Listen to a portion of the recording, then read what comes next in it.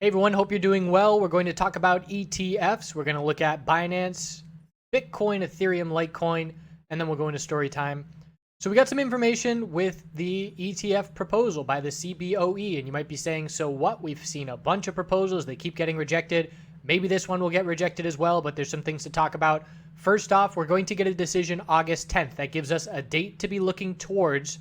And this does a couple of things. Number one, psychologically, it gives the bulls a hope to look for. So it gives a potential reason for bulls to hold longer looking at this date. And I wouldn't be surprised to see the price drift upwards as we get closer to that date. We're currently a month away. Perhaps in the week or two leading up to it, some bullish anticipation of the potential if the ETF were to get approved. Of course, if that happens and then the ETF does not get approved, we're going to get a sell-off. Now, what makes this time different than the other times? There are some slight differences. Do I know if we're going to get approved or not? I have absolutely no idea. I would say it's a coin flip, 50-50. Who knows? Probably less likely than that. Let's say 40-60 as to whether this gets approved or not. The differences this time around are, number one, CBOE is proposing it. They got their futures, and they are a little bit more legitimate in terms of an organization that is looking for the ETF.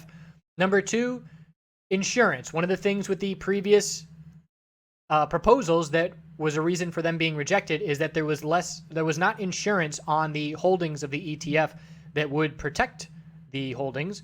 And in this instance now, CBOE would have insurance to back that up. And number three, the SEC chairman has since come out and said that Bitcoin is not a security. So that was another reason, there was no decision, is Bitcoin a security or not?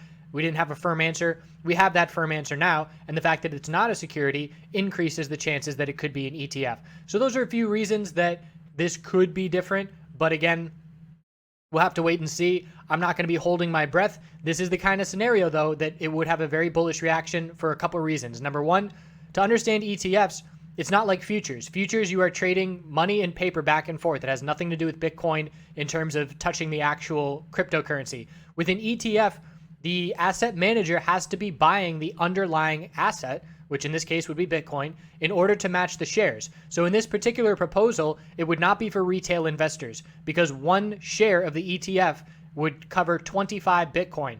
So at the current prices, we're talking roughly $150,000 a share. That's big money that would be able to play this, but not small money. So if you don't have $150,000, you can't buy one of these shares. You can't afford it. So it is definitely targeted to accredited investors. Maybe that's another reason that it could be approved if we're looking at the SEC trying to protect the average Joe investor or trader from risking it on this high risk asset. That's a potential. Also, something to be thinking about is the amount of coins that would have to be bought. So let's say the ETF has one share, they need 25 Bitcoin. If they have 1,000 shares, 25,000. If they have 10,000 shares, 250,000. If they have 100,000 shares, they need 2.5 million Bitcoin. Obviously, that's a huge portion of the supply of Bitcoin, and that would, I don't think they're going to have that many shares because that would have a very significant impact on the price. I read through the proposal. I didn't read every single word. I had to skim it this morning, but there's definitely information there, and I'm going to go back and read every single word. Another thing is that it talks about how they would purchase.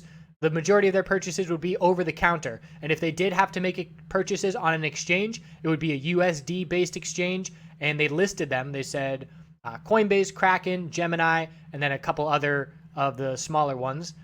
And so most of the buying would not be on exchanges to run the price up. But obviously, if there's big time buying going on over the counter, that is going to drive the price up.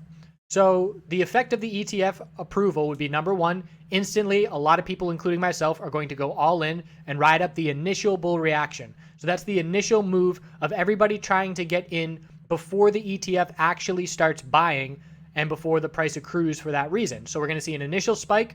Then by the time the ETF actually starts buying, I think they said something like Q1 2019 is when it would be ready if it were approved in August. So we're talking 6 months from the time it gets approved to when it actually starts buying. So what happens in between that initial spike and when the ETF actually goes live, a lot is going to happen, and the price could go up significantly or it could fade back down. So that's important to note as well. But then once the ETF goes live, that's when the institutional money starts pushing the price up, and that's when the effect of the ETF is seen not only the initial effect, but the real effect of holding that underlying asset by the ETF asset manager. So we saw this in Canadian MJ. Canadian MJ didn't have any ETFs, and we were in blue sky breakout. Obviously, it was a different scenario, but the names were already really strong when these ETFs started coming along, but they ran the price up big time just by buying shares that they had to hold into these ETF positions, and it ran the price up huge. And we did this time and time again as more and more ETFs came into the space and were buying up shares. So it had a very significant effect. You can go back and look at gold historically. What did gold price do before ETFs were introduced? What did it do after ETFs were introduced? And I'll give you a little bit of spoiler. They went up significantly. The price of gold went up significantly as the ETFs had to buy the underlying asset.